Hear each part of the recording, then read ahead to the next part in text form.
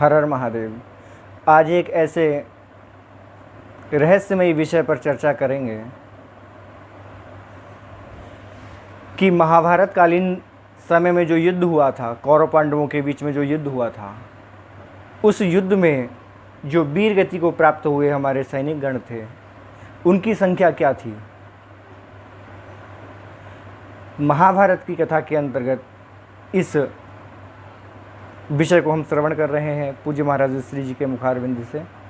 धृतराष्ट्र ने पूछा, युधिष्ठिर पुत्र बताओ, इस महाभारत के युद्ध में कितने वीर मारे गए? महाभारत के पूरे युद्ध में कितने प्राणियों की मृत्यु हुई?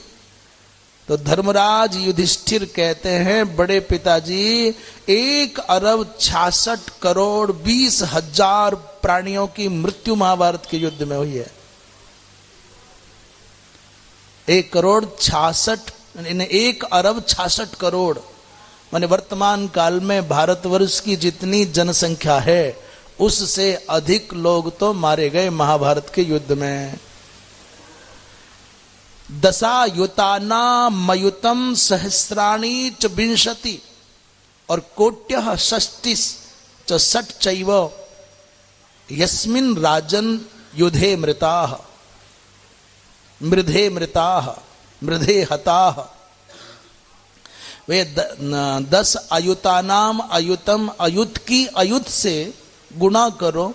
अयुत कहते हैं 10,000 को। 10,000 की 10,000 से गुणा करोगे तो क्या बनेगा? बोले 10 करोड़ बनेगा। उस 10 करोड़ को 10 से फिर गुणित कर दो तो क्या बनेगा? 1 अरब बनेगा। फिर कहते हैं 60 कोटि 66 करोड़।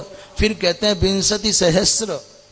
तो 1 अरब 66 करोड़ 20,000 सैनिक मारे गए। आप सोचो कि रक्त की नदी न बहेगी तो क्या बहेगा? और महाराज 24,165 मनुष्यों का पता नहीं लगता कहां गए, मर गए या जीवित हैं या भाग गए।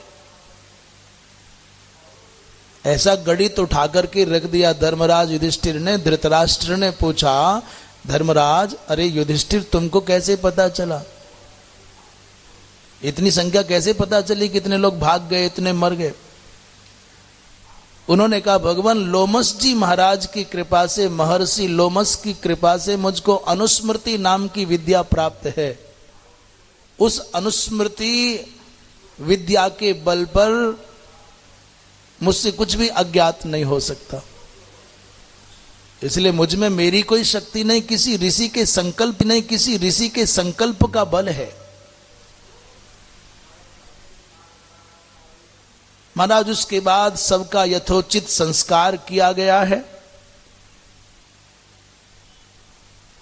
धृतराष्ट्र और पांडवों ने अपने सिर से मुकुट और पगड़ी उतारी हैं और तब मृतकों को जलांजलि दी।